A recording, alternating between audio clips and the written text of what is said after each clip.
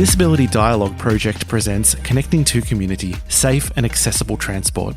This webinar was recorded on May 16th, 2025 and explores the reality of using and engaging with transport as a person with a disability and what safe and accessible transport means. Hosted by Elly Desmarchelier, this event features guest presenters Todd Wither, Myers, Jared Simkus, Quang Ngyuen and Dr Lisa Stafford. This audio presentation of Connecting to Community, Safe and Accessible Transport is produced by Vision Australia Radio.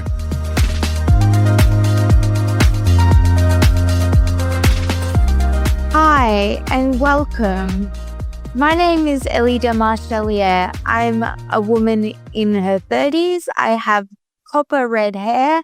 I'm wearing a white suit and I'm so excited to welcome you back to another open dialogue. I want to begin by acknowledging the traditional custodians of the land on which we gather. I am on the land of the Yagara and Turrbal people. I recognise their continued connection to the land and waters of this beautiful place and acknowledge that they never ceded sovereignty. I respect all elders and ancestors and any First Nations people here today. For those who have not been to one of our events before, think of it as a live show where you control the conversation. It is designed to be inclusive, accessible, collaborative, respectful, and most importantly, fun. We encourage you to have your camera on if you feel comfortable with that. We are trialing a new format today where we hear from our amazing speakers for about 50 minutes, then we take a 10-minute break. We'll then spend the last 30 minutes with an open question and answer format, allowing you to have your say. Throughout the whole event, we'll be watching the chat and keeping a list of questions asked.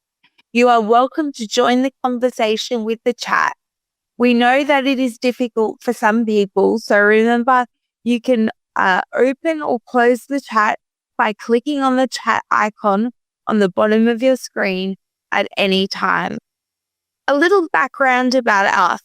The Disability Dialogue is a project to promote inclusive, collaborative, disability-led conversations. Before we start, I want to shout out to our partners, Dana, Inclusion Australia, Alliance 20, Melbourne Disability Institute. We are funded through an Information, Linkages and Capacity Building grant from the Department of Social Services. I want to acknowledge the support of the Community Broadcasting Foundation. Also, shout out to Howard Community Broadcasting Association of Australia and Vision Australia. So, what's today's discussion all about? We want to talk about how people with disability get around. This is part of our series of discussions around the idea of belonging and community connections. Last time we spoke about making and maintaining friendship. This time, we want to build on that to recognize that one of the basic rights for all people should be one of mobility. We recognize this by building roads, supporting public transport systems that link people between where they live, where they work, and where they participate in the community. But what happens when those networks are not available to everyone? What are the human costs of mobility exclusion? And what do we all lose when systems lock people out of being active participants in their community? Let's do an icebreaker for everyone here today. Can you post in the chat, what is your favorite mode of transport? What do you love the most? While you're doing that, let me introduce our wonderful panellists for today's discussion, Myers, Todd Wither, and Jared Simkus. First, Emma is a writer, actor, and disability advocate who lives in Canberra. She is the first disability rights and political reporter at Howard, where she works. Emma, do you want to give us a visual description? Sure. Hi, This is Emma talking from Powered Media, and I'm wearing a set of pink glasses. I have blonde hair and a florally white shirt on. And Emma, what's your experience about getting around Canberra? Well, for one thing, overall, it's been really positive, and I've come from being completely unable to travel independently to now only traveling independently on public transport. So I get around via the bus mainly, but when I have to go to Sydney or I go back home, I take the train. Although 2 weeks into moving to Canberra, I was catapulted out of my wheelchair while going down the ramp that they folded out of the bus, and it resulted in the bus being put out of commission until the bus company did a HR report, and everyone on the bus was very understanding and just wanted to make sure that I was okay. So, Oh, that's awful. That is not a good experience. and then, but I think the funniest thing was that I got whiplash because I didn't even have time to register being on the ground before four army guys trudged out of the bus and picked me up and put me back in my wheelchair. So it was quite funny, but sad at the same time. Oh. Well, I'm glad you got some support there. Yeah. Now to Todd, who is an advocate who cares about politics and disability rights and consults on the experience of people with disability. Todd, do you want to give us your visual description? Sure. I am a man in his 40s wearing a blue shirt, and I use a motorised wheelchair for movement. I have got slightly grey hair, which I often say comes from being married. I think that's entirely unfair to your wife. But Todd, what's your experience of getting out and about in Brisbane? Well, you know yourself, Elly, as a Brisbane local, that there are some good points about public transport and there are some bad points about public transport. But the main thing about getting around in Brisbane is the weather. Living in a tropical climate, using a motorised wheelchair, the weather and how quickly it can change is a massive barrier. Onto the actual public transport itself, I chose where I live deliberately because it's 500 metres from a train station, and most of the train stations in Brisbane are accessible, and luckily in the Brisbane City Council area, all of the buses are wheelchair accessible. One major problem though for me as somebody who uses a motorised wheelchair is that the buses don't have restraints, and so I consider the situation to be far too dangerous to travel in the bus on my own. So the only time I do use the bus is with my wife or with a support worker. Yeah, fair enough. And now to Jared Simkus, who joins us from the northwest coast of Tasmania.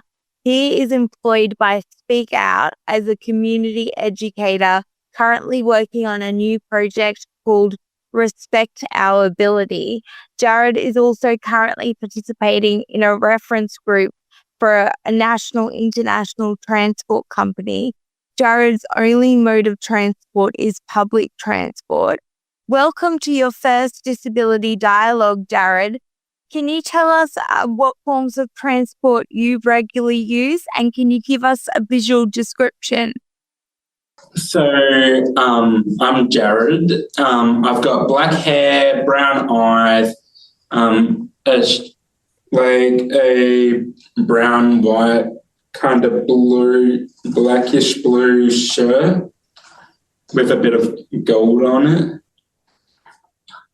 And I usually catch a bus as my main form of transport. And how do you find that, Jared? It's kind of difficult reading timetables, but besides that, my only issue is really timetables, really, because they're hard to read. Well, before the event, we asked people to feed in their experiences, and we will share some of the responses. I'd like to note that 50% of the people who filled in the survey identify as a person with disability, so we're getting good representation. The first slide is what forms of transport do you use weekly? Personal car is by far the highest.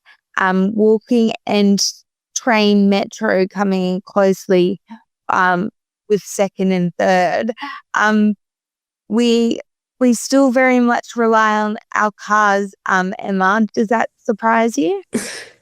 Not really, because as I said, I used to live in an area where there was no public transport available, especially no public transport available for people with disability. And so the fact that a lot of us still use our own transportation, it's really telling of the times, isn't it? It's not. We should have better transport than we do. Someone in the chat mentioned high-speed trains like the ones in Europe. That'd be the dream the day we get them. High-speed trains has been raised like every year for the past 2 decades, and it never happened. Slide 2 is about what regular activities do you do that require transport. Social activities comes out the highest, followed closely by work and medical appointments. It really shows, Todd, that transport is really essential to keep up those social connections, but also like to keep us connected to the world around us and keep us healthy. It's essential, really. It's not like for something luxurious. It is for essential needs. We talk about how the disability sector has evolved with the introduction of the NDIS, but this really speaks to the fact that we're only just starting to move out of the old phases of segregation, and this allows us to be contributors to the community. But it also says, particularly with the medical and health appointments, that we need to do a lot more to build our social connections, and using transport is a key driver of that. So you can't really talk about inclusion without talking about transport. Yeah, it's almost though, Todd, which comes first? Are we in workplaces more and then the transport will follow, or do we have to wait until the transport's there for us to be employed more? Like, which order does it have to come in, do you think? Well, that's essentially the chicken and the egg argument for the politicians. You can really only do one at a time. So it's basically where do we as people with disabilities place as a priority, but also how does society view us as engaged and capable citizens? So it's always going to be an ongoing debate whether it's going to be the chicken or the egg. You don't have a view on which should come first? Well, I believe social connections and interactions are probably the first priority, because it's from those social connections and interactions that we can develop our connections and further our opportunities economically, whether that be through work or otherwise. All right. So build the accessible transport. Okay, and next we have some slides with some example quotes from the questions we asked. The first question was, what have you missed out on because of barriers to transport? University places, jobs, events, social interactions, evening events came out a lot, seeing friends, social groups, activities, medical appointments, work, friends, opportunities to participate in the community. Jared, it sounds like from these responses that people with disability miss out on a lot of things because transport isn't accessible. What have you missed out on because of transport? Well, I can't go see friends because the transport's not there to go visit them. Yeah. And has that happened to you a lot? Yeah, I would want to go see a friend, but I can't because there's no buses that go out that way and that kind of thing. And there's no bus stops nearby them to be able to transport there. How does that make you feel? Kind of isolated, really, because I can't have that social connection. Yeah, fair enough. That's how it made me feel too. The next question we asked is, what are your two key barriers to using public transport?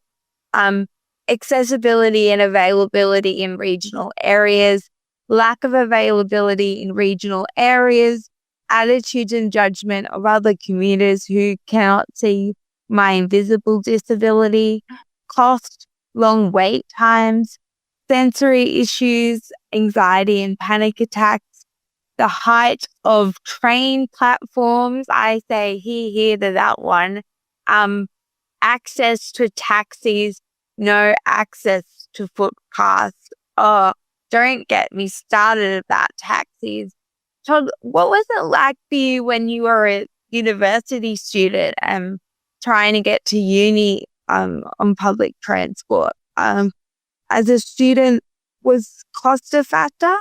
No, not really, but I was in a regional area. I did university at the Sunshine Coast, and it really ties in with a lot of the responses that we're seeing, that the further you go out of the capital cities, the greater the issues are. The biggest barrier of travelling to uni essentially was there was no accessible public transport, so I had to rely on taxis, and because it was a regional area, there are only a few taxis. So unless you had a connection with a reliable driver, the wait would often be 2 to 3 hours, which would impact on all the other things how long you would stay to do extra research or assignments and other personal care issues as well. Yeah, the wait for a maxi taxi, it can be, even in our major cities, can be extraordinary. Wait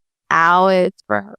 I reckon that with the time that I've wasted waiting for accessible taxis, and everyone would be the same, that I could write a whole university thesis, such as the length of time that is required with waiting for taxis, even in capital cities. Yeah, absolutely. Well, even when I was living in the Hunt Valley, there was one taxi for my town, and I would have to know what I was going to be doing 2 weeks in advance in order to book that taxi, because if I booked it just on a whim, I'd be told no, and then during the work week, I couldn't book it either because they were dropping children off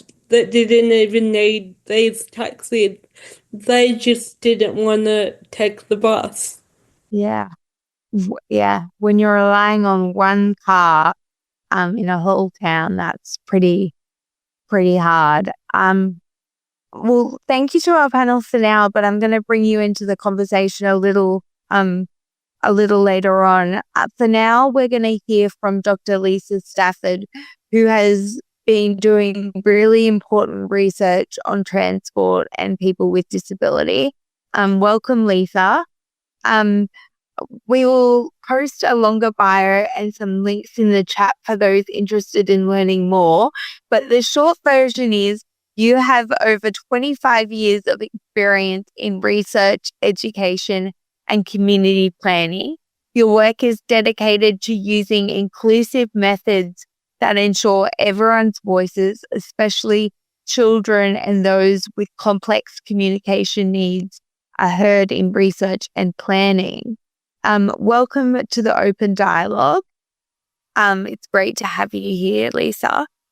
Can you start by telling us a bit about yourself and the work that you do? Yeah, no worries. And for people out there, so I've got blonde hair, I've got black glasses on today, a microphone that sort of looks Madonna-ish, with a green dress and a greyish cardigan. And I'm coming from Lutawita, Tasmania. So like Jared, down here on the island, below, south of Australia. So, yeah, I'm so grateful to be here because transport's one of those things that, to quote one of the young people that we've been working with, talks about it's a lifeline. It's a lifeline for people and it's a lifeline for communities. And so it's been something, I think personally, it started my interest in public transport. My mum didn't drive, so I lived in Meangie. So I grew up in Turrbal country on Brisbane North, so know that well. But I moved to Tasmania and about 5 years ago. And transport's one of those things that you don't realize how important it is until it's actually not there, or that, the barriers. And I think for many people with disabilities, we live it daily. Like it's something that we have to think about constantly. The fact that you can just wing up, turn up to a bus and hope something comes, it's just something we can't do. And so there's a lot of it, a lot of conversations and stuff. And here's a picture of me with my dog Sage, because I love being out in nature. Like many of us, we love to go for walks. We use public transport for a lot of transport for a lot of things. So it's essential for everything. And I think that's one of the things why I'm so passionate about the advocacy research that we do to not just, I think, it's not talking about the barriers anymore. It's about the change we need to do. We need to see in the decisions that are being made about transport and how transport's been planned, and the service we get, and where the footpaths are going and all that sort of information, and why information is still not accessible, like what Jared said. It's, it's inexcusable almost. So that's a bit about me, and why I'm interested in transport. It is so critical. I know that often when we talk about transport, it's about access, not about the actual impact of being able to get around. In your research, you use the concept of trips not made to highlight the human experience. Can you elaborate on this for me? Yeah, absolutely. I've got some slides to share from it. And the concept actually came from a project before the Trips Not Made. That was an Anglicare Tasmanian project that I did. It actually came from work with my colleague, Dr. Doran in Aratora, New Zealand. And this was a big project. We had over 15,000 people with disabilities involved in that project. And what was really important is, as I mentioned, we know the barriers. We've been advocating for this for decades. What we need to do with decision makers, so people who are making decisions about what to invest in about transport, whether that's trains or ferries, or whether it's the walking and cycling infrastructure, such as paths. There's a lot of things that go into it. So what we started doing is we need to flip the conversation. We need to start talking about the impacts on people's lives.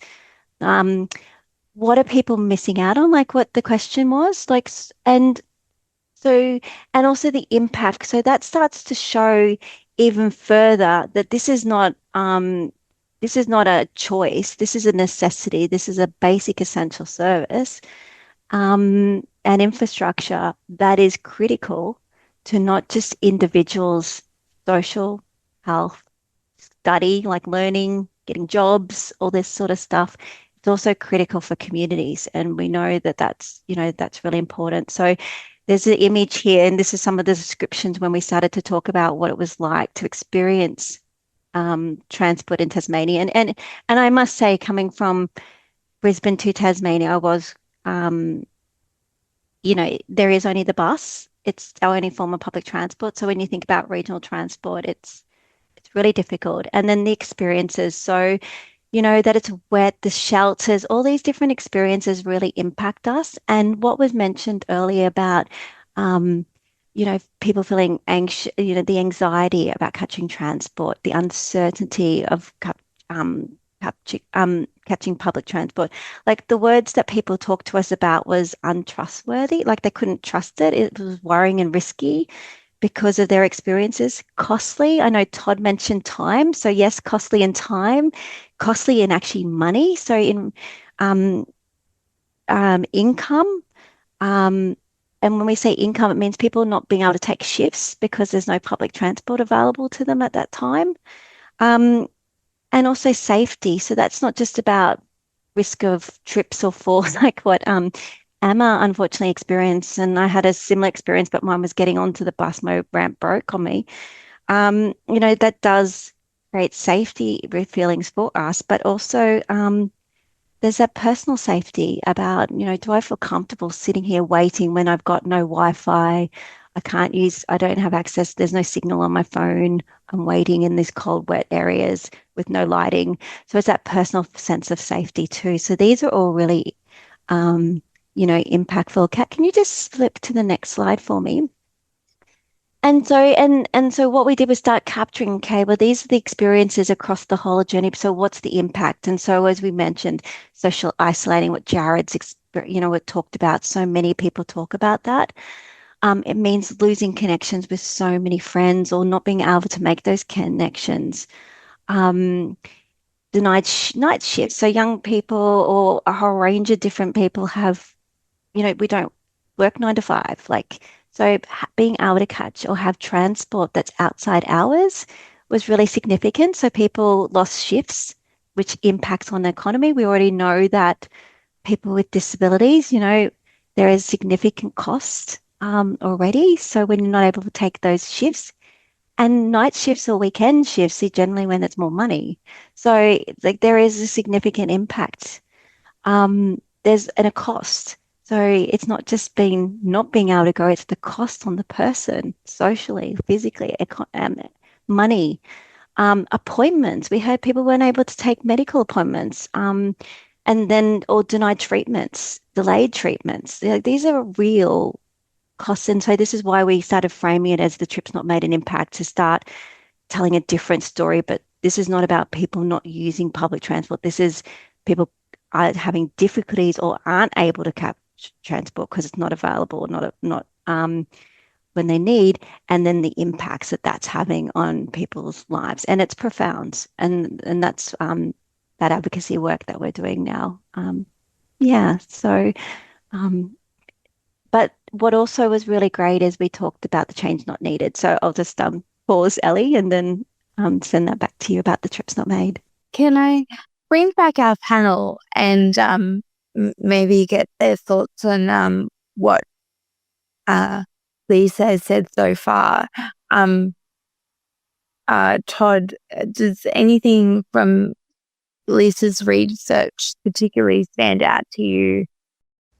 I think the economic impact of employment was a big one that jumped out to me, because particularly what she said about working on weekends, because that's when we know that public transport is the most unreliable and the main barrier for employment opportunities in the past for me has been the ability to get to and from an office.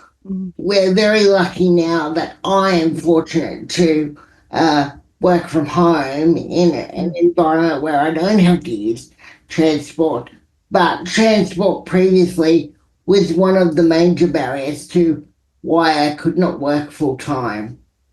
Yeah. Yep. I think that's been the experience for a lot of people with disability from working from home has saved them from having to experience public transport. And that's been one of the benefits of working from home.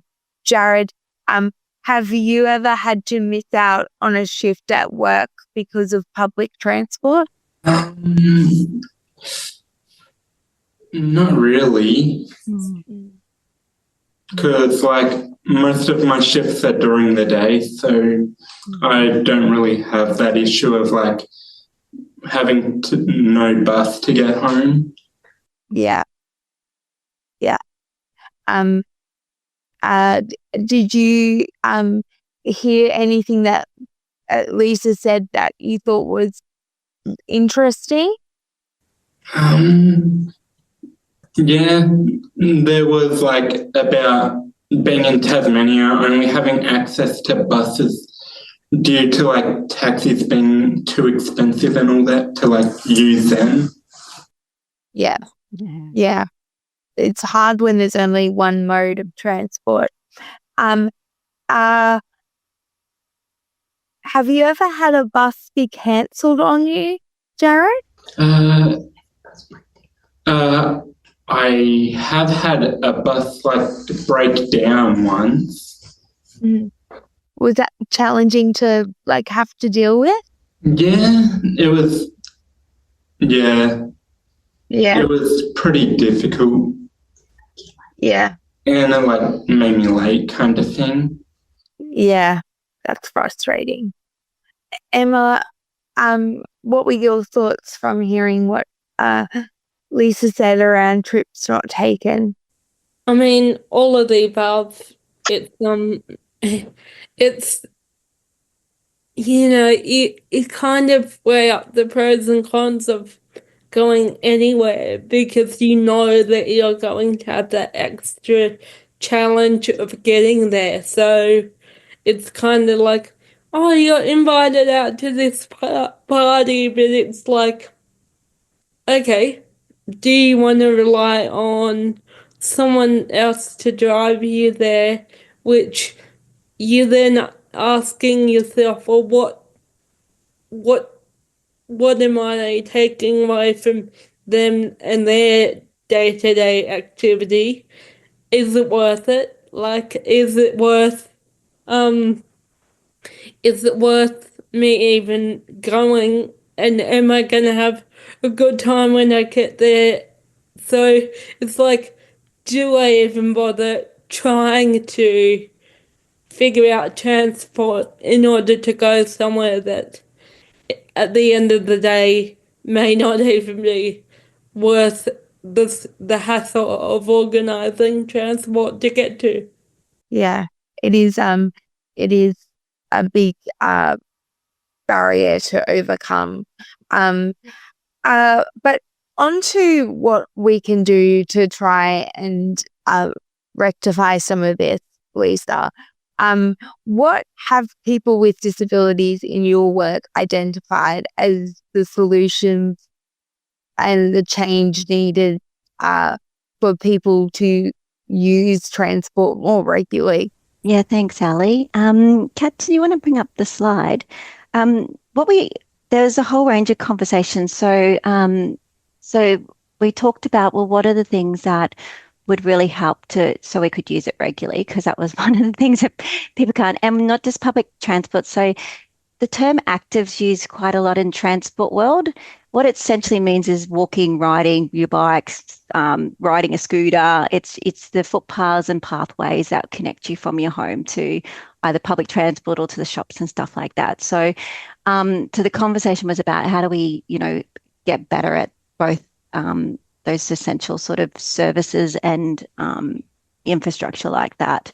And so part of the conversations was we have to build trust back into using public transport. A lot of people with disabilities just don't have trust, and that's part of that's about, and that's not just the actual services and the routes. It's, it's critical, the infrastructure too. And that's starting with, is it easy to use? Can I actually read timetables? Can I plan my trips where it makes sense? Can I actually change my, if something happens, can I easily adjust where I'm going? So that whole trip planning they call, it has to be easy to use. And currently, depending on where you live, for some it's really bad. For others, there's better technologies, but it's about making sure that people feel like they can use it. And the accessibility is really key, and accessibility is across the whole journey. So this is about the digital space. So a lot of the information about transport is online, even if it's rideshare and stuff like that, you've got apps, all that sort of stuff. Is that accessible from not just making, can I read, use, feel comfortable getting around it? Can I actually, does my technology work with it? That's a big thing that came up quite a bit. My existing technology, does it work with it? And then all the other sensory elements that also sit with that. But we also importantly found that was with infrastructure, whether it's the stations that you're waiting for. And that's not just about like the bus stops or the train stops, that the hard infrastructure. It's about lighting. It's about information. It's the audio and visual cues that everyone needs. It's being able to access like client services. This takes for granted. And so young people are talking about, well, why aren't there QR codes or something like that on the buses? I can just put my phone and I can contact, easy things that bring us closer to customer services if we need that support. Affordable is really critical. And I know Brisbane's brought 50 cents tickets. I wish we had that down here, but, it's get consistency. I know I was up there in APOS. I was so shocked how cheap it was. Todd was like, it was so good. So having that consistency, and just because you live in the outer suburbs where many people do live, because we know housing and transport's deeply connected around affordability,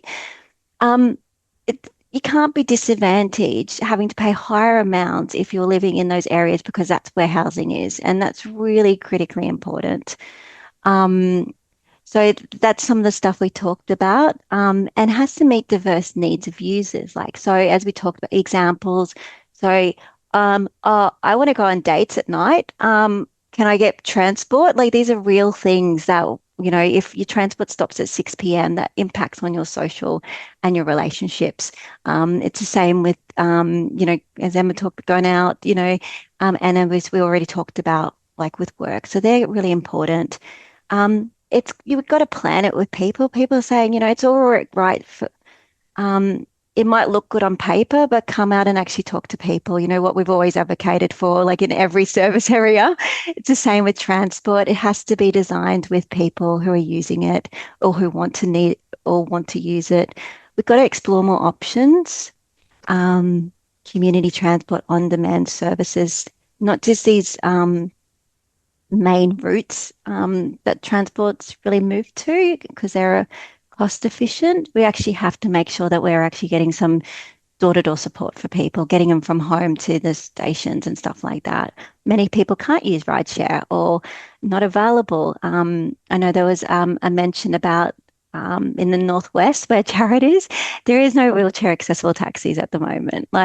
So it really does restrict. So we need to do that. Stronger partnerships within communities and using resources. This came up a lot. There's a lot of, 12, 20-seater buses sitting around after 5 p.m. How do we get better as a society to, how do we get better at using these community resources that are there? And that came up quite a bit in more regional areas where access to both the public transport is not as strong.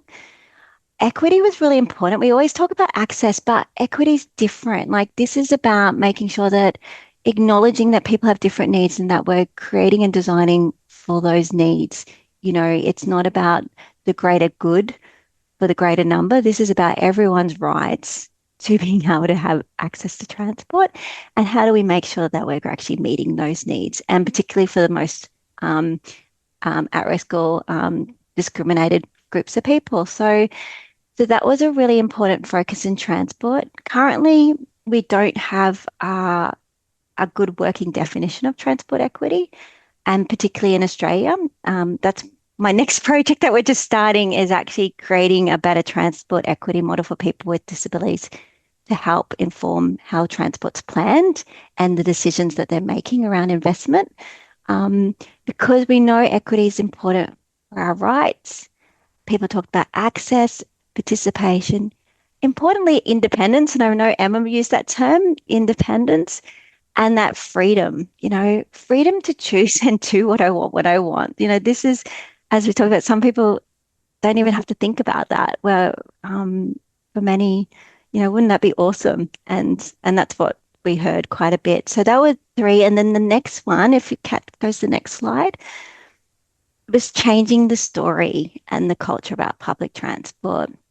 And this comes back to benefits, not about the costs. We always think, these services cost, people aren't using them. So changing the story to note the benefits. These are critical services and supports where the benefits are immense to not just people, but communities, but to start doing that, to getting that, changing the story, is that we've got to make better systems and to help build our trust back into those services.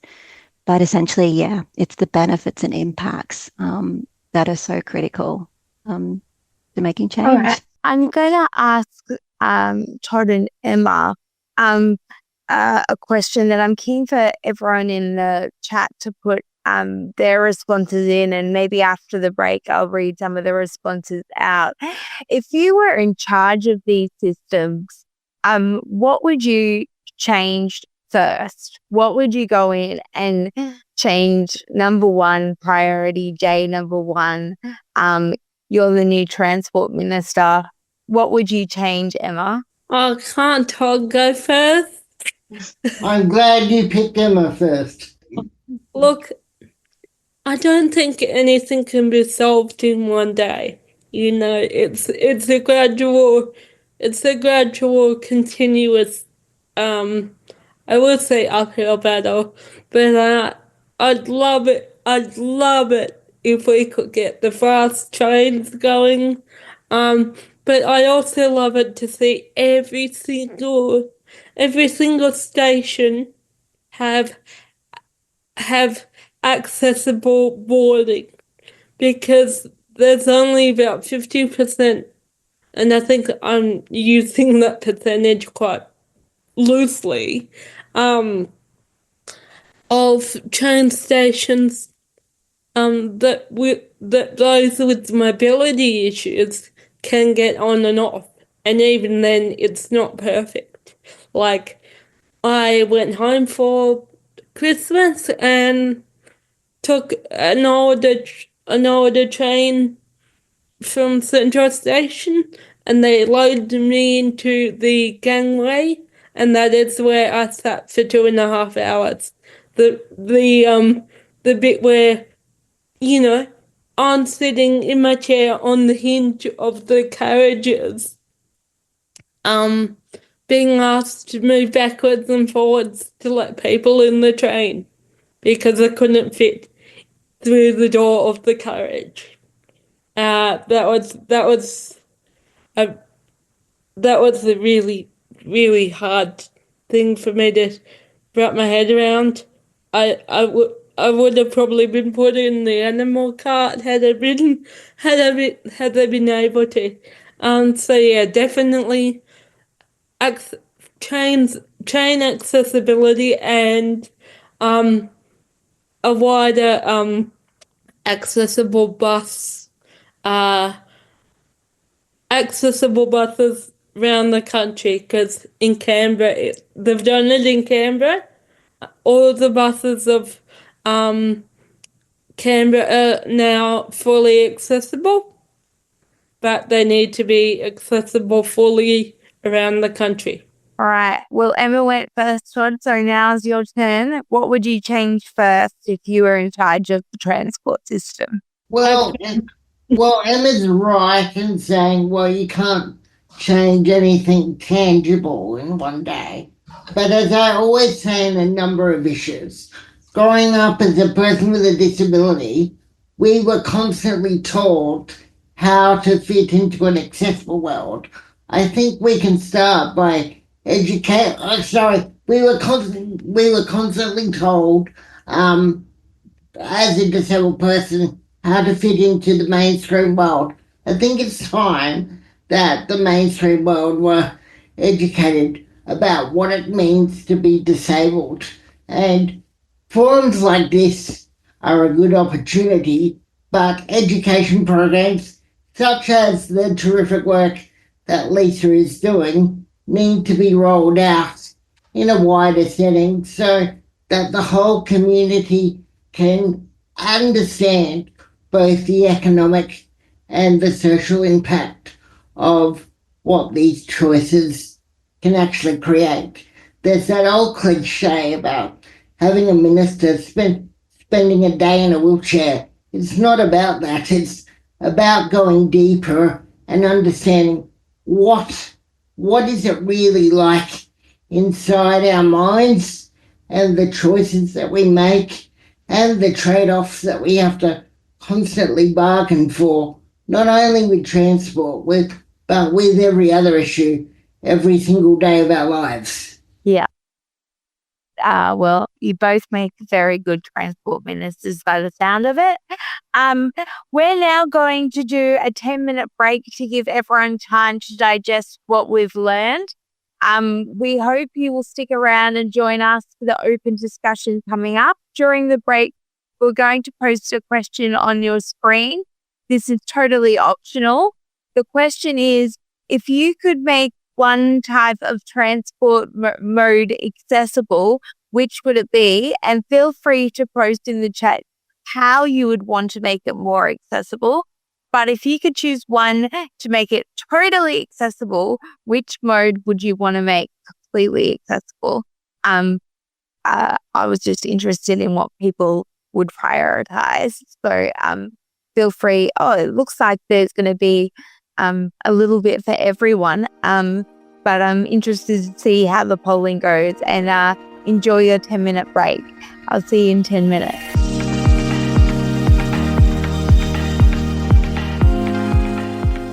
Hello, welcome back everybody. I hope you got a cup of tea if you needed one, a toilet break, just a stretch of the legs.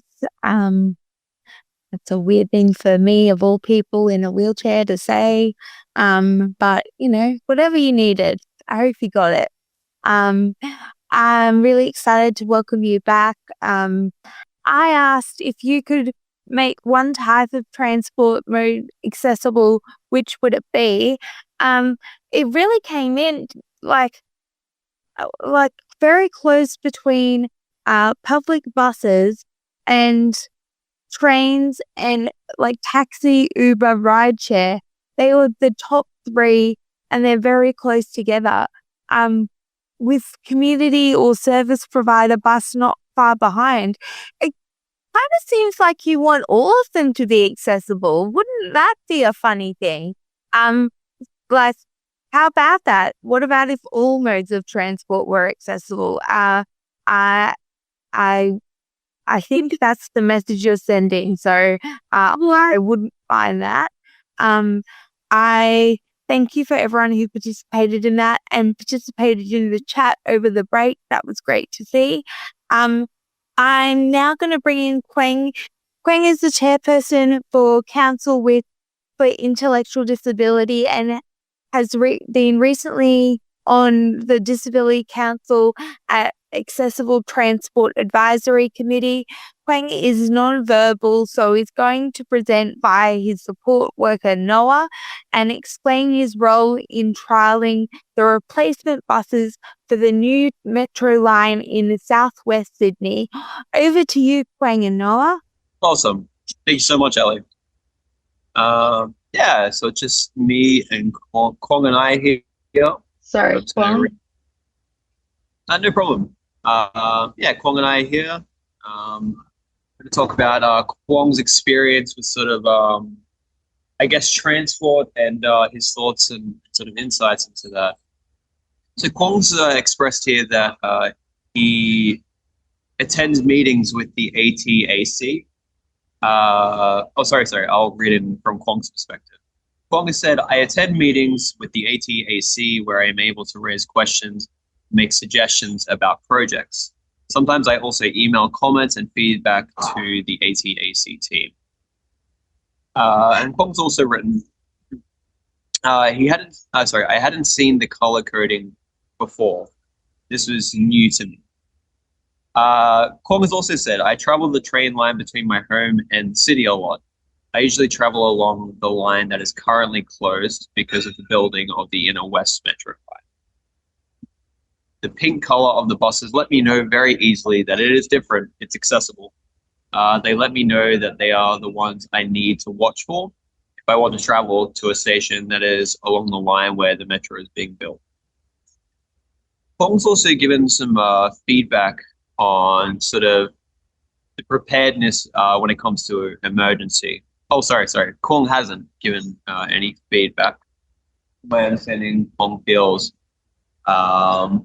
their sense of how prepared they are for emergency is adequate.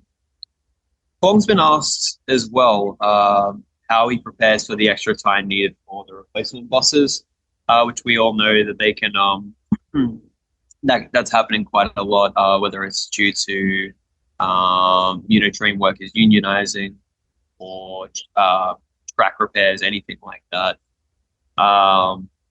And Quang has written here, I need to make extra time for planning my travel with my support worker. Quang and I usually communicate by text message or WhatsApp. He uses WhatsApp a lot for that sort of communication. Quang has also said, my support worker helps me to work out the right buses and to plan for the extra time taken for travel on replacement buses. I also need to make a time when my support worker is available to help me.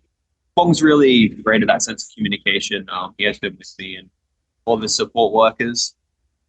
Yeah, he's a very busy person, but he's very organized. And yeah, I really appreciate getting to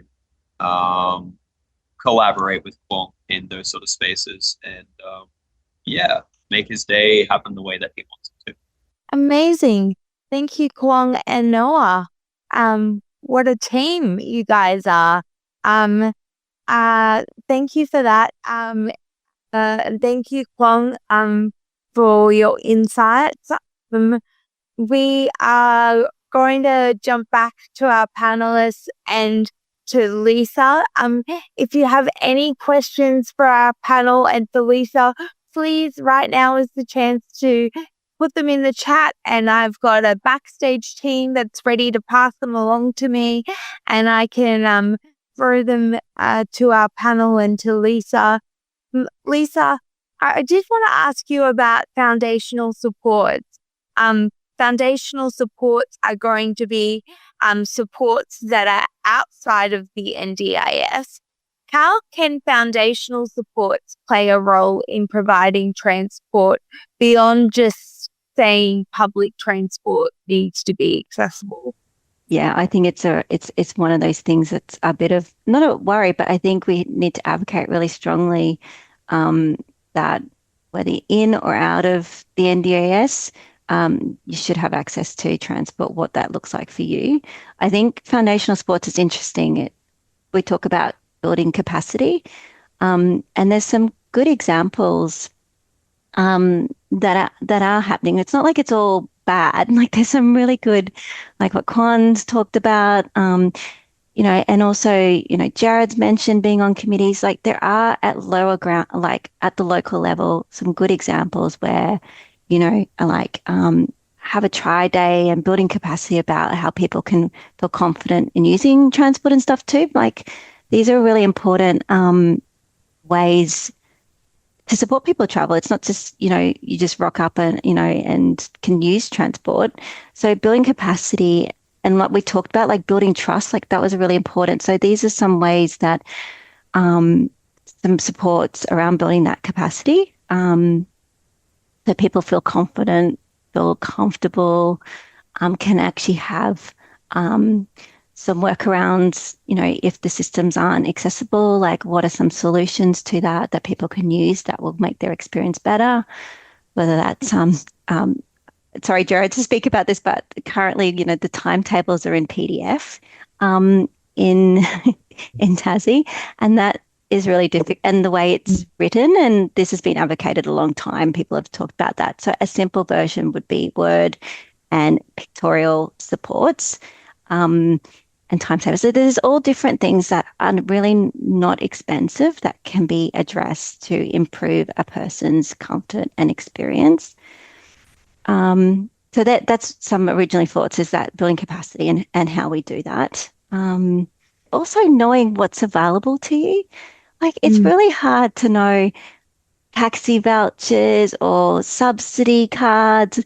There's so much different stuff and it's different state by state. So how can we use ways that, regardless of, your needs, that that you're able to access the supports that are available, so whether it's a subsidy. Yeah. Can we please make it easier to apply for these things? Right. Like I use taxis, but I don't have the subsidy vouchers because the form I have to get 2 doctors to sign off that I'm disabled. And I feel like if I'm on the NDIS, that should be proof enough that I am disabled. And so, like, if I have an NDIS plan, that should be enough to then just, like, get me the taxi subsidy. Like, these things should talk to each other so that I'm not constantly having to prove that I'm disabled when I've been disabled since birth.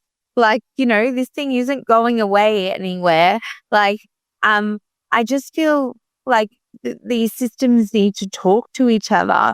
I don't know. Also, Ellie, I'd like to take that one step further and say, why don't we nationalise the taxi subsidies? Oh, yes, and because that's exactly what I was about to say. The discount is the same for all the states because in some states it's 75, in some states it's 50. If we nationalise the freaking NDIS, we can nationalise the taxi subsidy scheme. But also, Todd, when you're traveling for work and you're in a different city, the taxi driver is constantly saying, do you have the taxi subsidies scheme? Because they want the lift charging fee. And I'm like, I have but I'm not from here. I can't get it. And then they won't take you in the taxi because they won't get the lift charging fee. And you're like, but I literally can't get it here. I'm not a resident. And they're like, well, I'm not taking you because I won't get my extra $20. And then you end up going, I'll pay the extra $20. And this is every time. And I'm like, this has to be easier. Todd, I know you have done a lot of thinking about foundational support. And what are your thoughts on how we best utilize foundational supports to make transport easier? Well, two things. One point is about nationalising basic services that are equitable to all of us. But two, the states really need to talk to each other and figure out an agreement, and without getting too in the weeds and being overly political. Now that the government has got a clear mandate from the federal election, they should make foundational supports the number one priority of anything this government does related to the NDIS, particularly if they're serious about getting the scheme to be so-called more sustainable. Lisa, we have a question.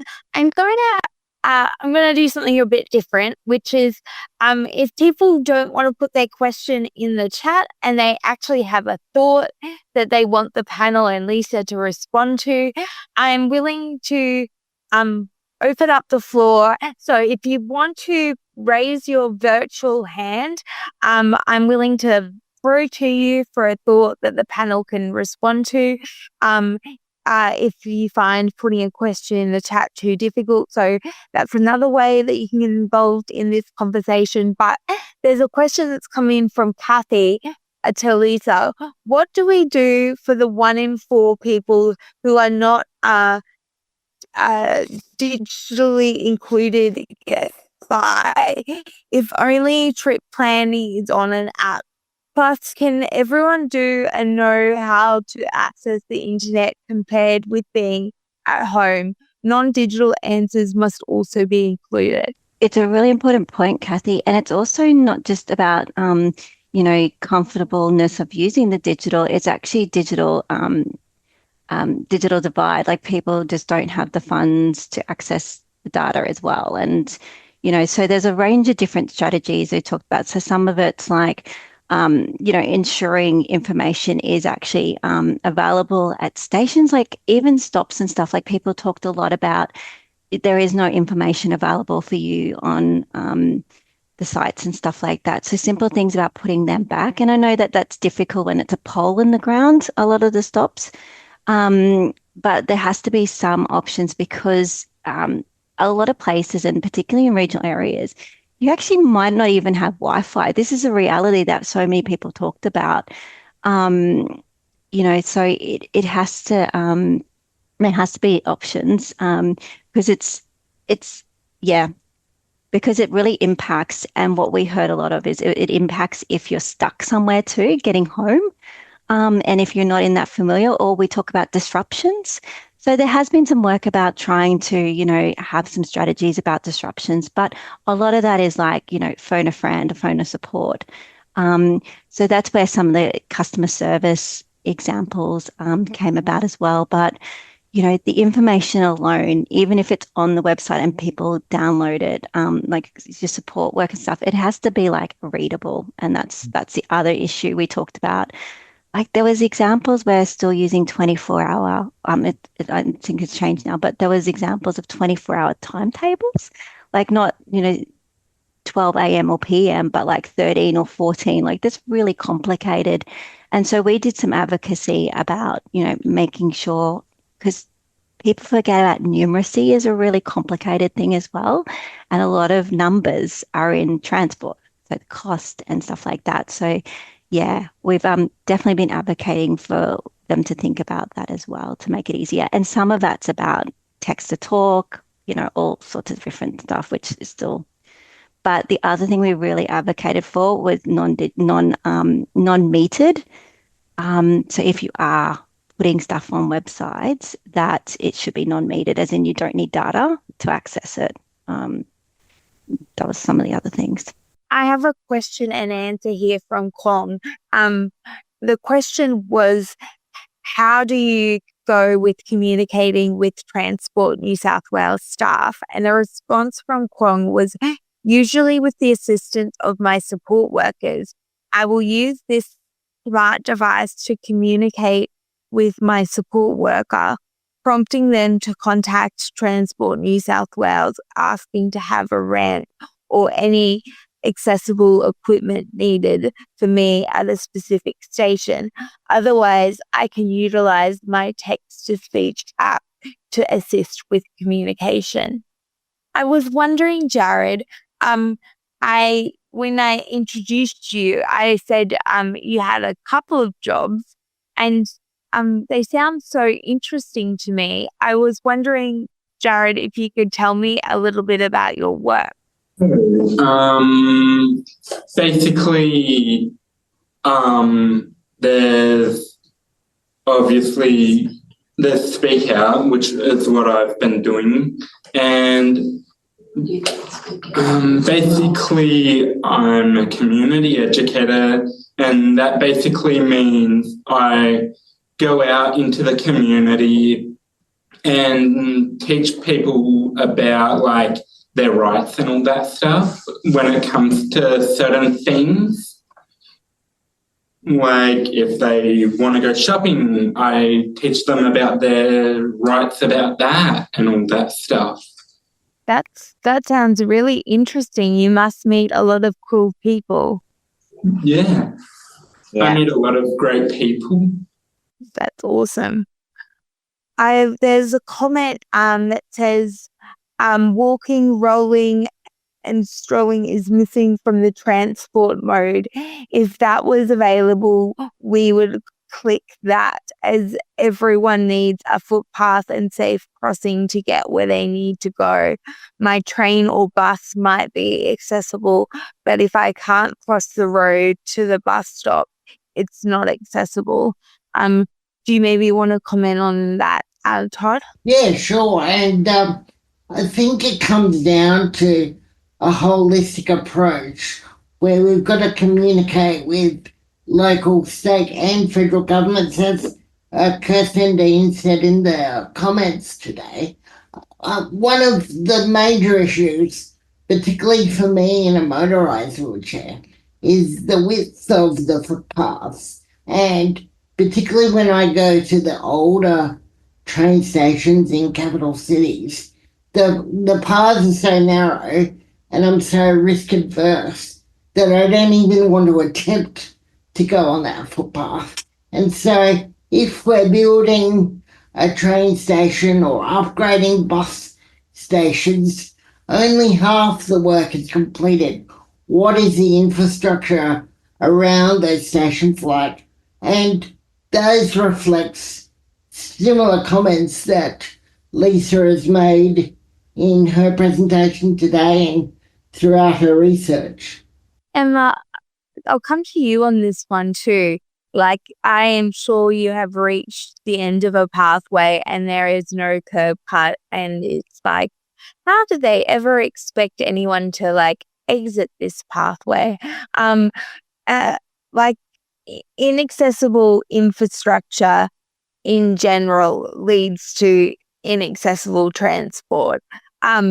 Because, you know, if you can't get out of the car safely, there was no point being in the car at all to begin with.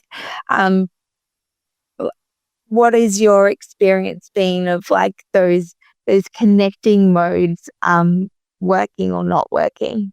It's really funny you should bring that up, because I actually cast my vote in the last election at Old Parliament House, and I experienced exactly what you just described. At the end of the footpath, there's a curb ramp on the other side, but not the side that I'm on, and I had to go pretty much to the end of the street in order to cross the road, and it was just horrendous. But because I work in Parliament House, and because I use the buses to get myself around, I actually complained to the Parliamentary Triangle Council, because I couldn't access the bus stops at the front of Parliament House without having to drive on the road that all of the buses come down in order to get off the road into a car park and drive on grass to get up onto the bus stop. And I complained about it, and funnily enough, they're actually putting permanent pathways and rebuilding the entire bus stop as we speak. So if anything else, if nothing else, I can say I've made a permanent change to Parliament House accessibility. Emma, There you go. the symbolism of that is massive. If the most powerful institutions in the country aren't accessible, what hope have we got for elsewhere?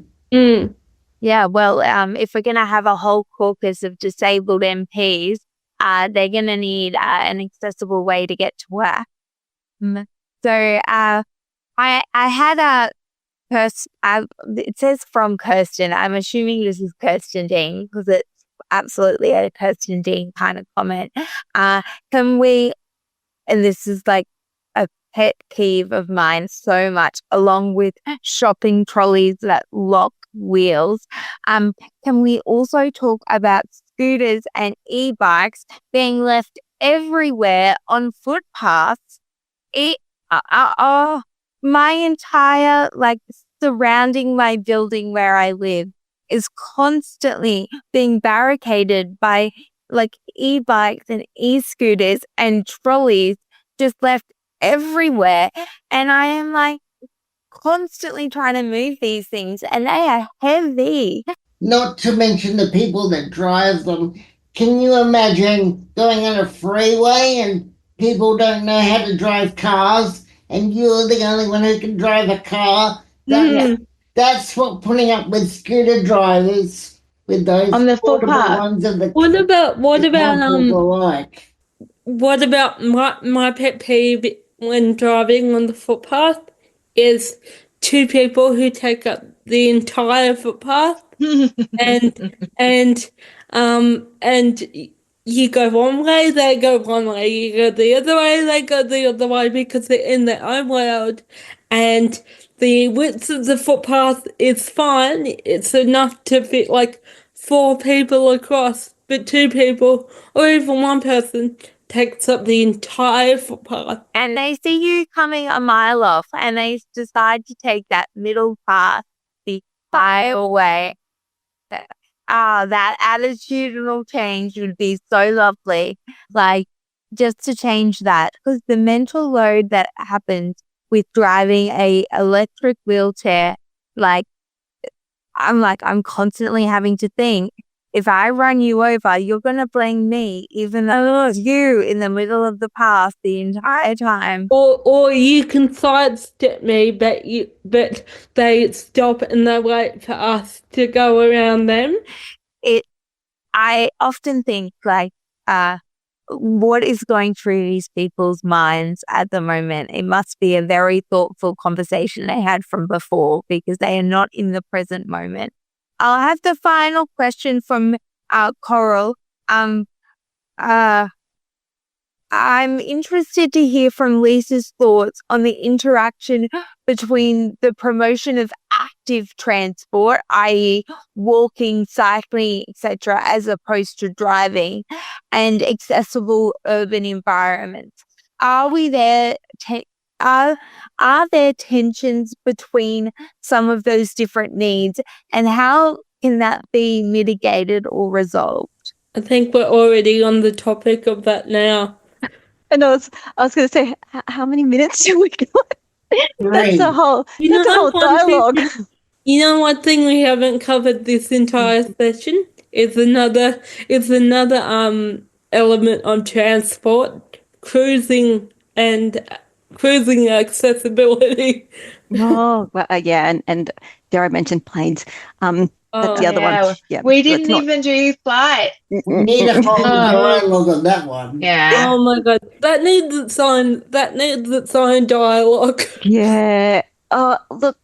I know Coral, so it's a great question, and I think Anna, and I think there's a couple of other comments that we're adding to that. The long and the short is obviously part of it comes back to how our environments are planned, how our transport's planned, and the biggest things that we can do is actually be not just part of those conversations, but really helping to shape the future of transport, and the decision making. So. And there's a lot in that. So that's what I mean. I'm trying to unpack that now, but there's been work and there is work.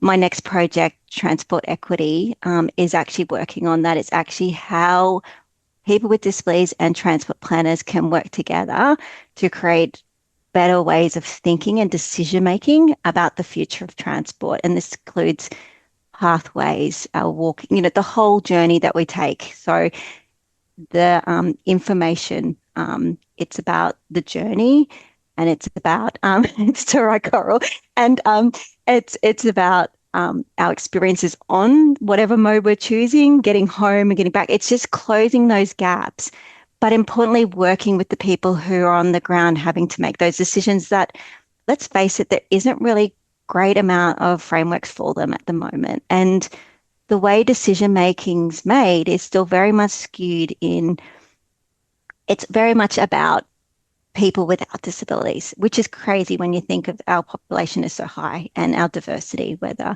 whatever we come with. So that's a big part of it, because it's how planning decisions are made is a really key part of that. And it's not just service decisions, it's the planning that's a big part of that. So I don't think I've answered it anywhere near what happens, but I think that's where people with disabilities can really get involved. So if you can be a part of transport committees, if you're passionate about this, if you can be a part of your local council committees, service providers like Jared and myself have done. I know a lot of state governments have their own transport access committees. Like, these are areas where you can influence. And I'll always also put out there is many of you can be a part of being transport planners or being part of the transport solutions. So brilliant people you are. So, there's also that component too. So, yeah, I know that doesn't answer it, but just wanted to leave that with people. So it is in our hands, not just letting people tell us about it. So, yeah, and someone, Kirsten just said, your local public transport user association is really good. Whether it's your bus, trains, ferries, trams, light rail, they're all service providers contracted to deliver service. And so, yeah, hassle them. If we're good at anything, it is hassling local committees and local providers to get things done. People with disability are the greatest problem solvers on earth. I say it and I believe it. And we will solve these problems, even if we have to launch a mighty big campaign to do it. Thank you to our panel. Thank you to Lisa. Thanks, Todd, Emma, Jared. It's been a wonderful discussion. Finally, as we are running these events regularly, I'd love your ideas on topics you would like us talking about in future events. If you've got an idea, chuck it in the chat or reach out to us via email. These open dialogues are monthly events, so we hope that you will join us next month for more debate and discussion.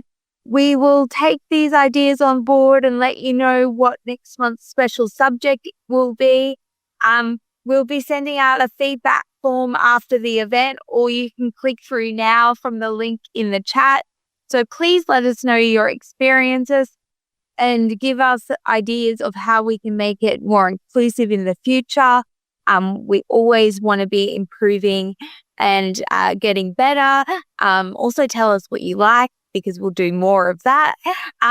Thank you for such an engaging and lively event. It's been a great chat. You've all gotten involved. Next month I can tell you what the theme is going to be. Next month we're going to be looking at peer support and the importance of peer support, a very exciting topic, and Todd is going to be taking over as host. I can let you know that today was my last time as host of Open Dialogues. So I won't be seeing you next month, but Todd will be taking over. It has been an honor to host Open Dialogues, and I hope you have a great day. I'm Elly Desmarchelier. Thank you so much. That was an audio presentation of the Disability Dialogue webinar, Connecting to Community, Safe and Accessible Transport.